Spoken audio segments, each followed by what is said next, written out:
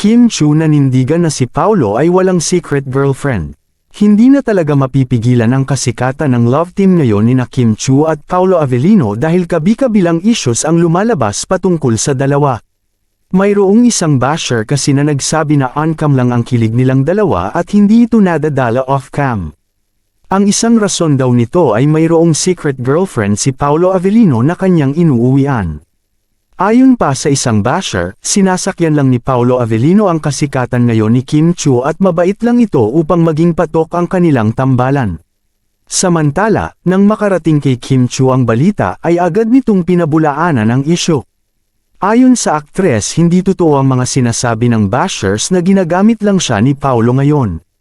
Ayon dito, sobrang genuine at mabait na tao si Paolo Avellino at kaya niya itong patunayan dahil silang dalawa palagi ang magkasama. Para sa aktres, hindi mahalaga ang mga sinasabi ng ibang tao lalo na't kanyang kilala si Paolo Avellino personally. Inamin din naman ni Paolo Avellino na wala siyang secret girlfriend dahil hindi naman sila magiging close ni Kim Chu kung mayroon man.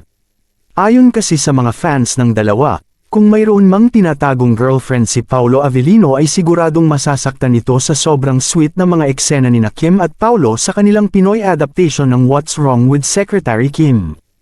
Kasi naman, panay ang sweet eksena nilang dalawa na siyang dahilan upang mahook ang mga tao sa kanilang teleserye. Sa ngayon ay enjoy lang daw sina Paolo at Kim sa kanilang relasyon. Anong opinyon mo sa balitang ito? Let us know at mag-comment sa ibaba at mag-subscribe sa aming channel. Maraming salamat.